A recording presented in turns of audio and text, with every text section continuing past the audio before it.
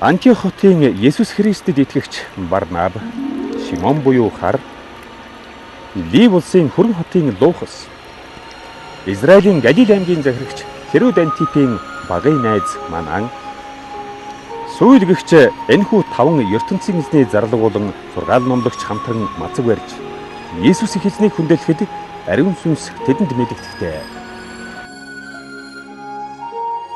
Барнаб сүүл хоёроор би ажил хийлгэнэ гэж урд нь хэлсэн учраас одоо тэднийг явуул гэв. Удтал хоол идэлгүй мацаг барьж ертөнцийн эзэнтэй тэд яриад нөгөөдүүл нь Барнаб сүүл хоёрт гараа тавьж өрөөгөөд үдэн гаргажээ.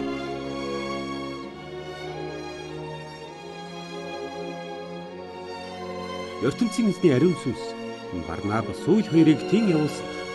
Тэд газрын дундад тэнгисийн дэргэдэх Сир улсын Сэлүк хотод очиж тэндээс Кипр арлын Саламис хотод усан онгоцоор хүрлээ.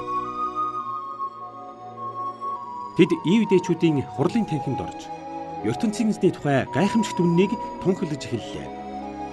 Тэр үед Барнаб сүүл хоёрт Мархын явган тусалж байлаа. Тэд Кипр арлын нэг захаас нөгөө захад очиж Паф хотод ирлээ. Тэнд Иудээ үндэстэн Борисостой дайралтлаа. Энэ хүн ертөнцийн эзний зарлаг мэт дүр үзүүлж бөөлдөг байсан учраас хүмүүс түүнийг Илүүн буюу Бөө гэж нэрлэдэг байлаа. Роми хаан тусаас томилогдсон мужийн захирагч цэцэн Сэрг Пүлд ертөнцийн эзний тухай үннийг мэдэх хүсэл төрж Барнаб сүүл хоёрыг дуудлаа. Тэр үед Борисос бөө Сэрг Пүлинд байлаа. Барнаб сүүл хоёр Есүсийн тухай ярихад Борисос бөө Сэрг Пүлийг Есүс Христэд итгүүлэхийг үл хүсэж тэднийг эсэргүүцлээ. Гэвч ертөнцийн эзний ариун сүнс ихтэй сүүл Борисос бөөд хандан гар мэхлэгчэм чи адгийн үерийн сүнсний удам уу? Чи үргэлж сайн үйлсийг эсэргүүцэж их эзний тухай бүх үг худлаа гэж хэлдэг. Одоо их эзэн чамайг шийтгэх болно.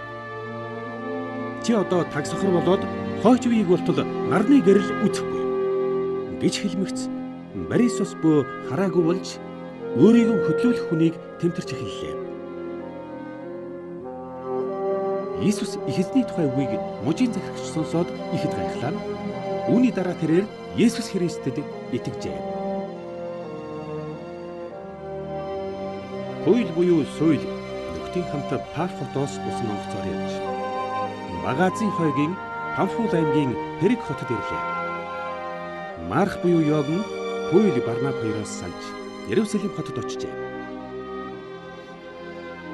Пүйл Барнаб хоёр Перг хотоос Писид аймгийн Антиоч хотод ирээд Евдээчүүдийн бямгаргийн авралтаар хурлын танхимд орж ирлээ. Хүмүүс ертөнцийн эзний тогтоосон хууль болон түүний эртний зарлагуудын үгийг уншиж байтал танхимын эрхлэгч нэгэн хүнийг Пүйл Барнаб нарт илгээж "Нөхдөө, та нар энэ хүмүүст урам зориг оруулах үг хэлхийг хүсвэл хэлнэ үү?" гэж асуулаа. Пүйл босож гараа зангаад "Израильчуудаа, ертөнцийн эзнийг хүндэлдэг Израиль бус хүмүүс сонсогдов.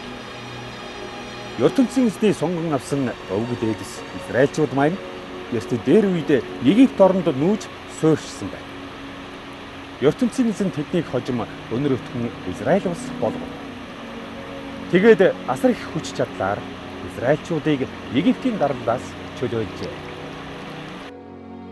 Тэд чөлөөлөгдөн цөл газар ирж суухдаа ертөнцийн эзний үгийг дагахаас ямагт татгалзаж байсан боловч их эзэн 40 жилийн турш тусалж улмаар Хянан оронд байсан 7 улсыг үгүй болгож газар нутгийн тэдэнд өгсөн нь хожим бидний өмч боллоо. Бидний өвөг дээдэс Египт оронд очсон үеэс Хянан оронд суурьших хүртэл 450 жил өнгөрчээ. Тэгээд өөрийн зарлага Шимүлийн үеийг хүртэл ертөнцийн эзэн өөрөө Израильчуудад өдөрдөгч сонгож өгч байна. Гэтэл нэгэн удаа биднийг өөрсдийн хаантаа болгож өгнө үү гэж Израильчууд гуйсан учраас Израилийн Беньямин овог аймгийн Кишийн суулийг ертөнцийн эзэн улсын хаанаар өргөмжилжээ. 40 жилийн дараа ертөнцийн эзэн Тэр суйлыг хаан ширээнээс нь буулгаж Давид гэгч залууг өргөмжлөлөө. ертөнцийн эзэн Давидын тухай ярихдаа Яшян Давид хаан надад маш их таалагддаг. Тэр миний өгсөн бүх үүргийг бүтээдэг гэжээ. Тэр үед ертөнцийн эзэн Давид хааны нэг удмыг Израильчуудын аврагч болгохоор амлажээ. Ийхүү тэр аврагчаа саяхан Израильчуудад илгээсэн байна. Тэр бол Есүс байлаа. Есүс ажиллаа эхлэхээс өмнө ертөнцийн эзэн Жогныг бидэнд илгээв. Та нар гэмт амьдралаа орхихдав. Тэгвэл түүнийг чинь батлаж би усаар угааж өгнө гэж Жогн бүх Израильчуудад хандан хэлжээ.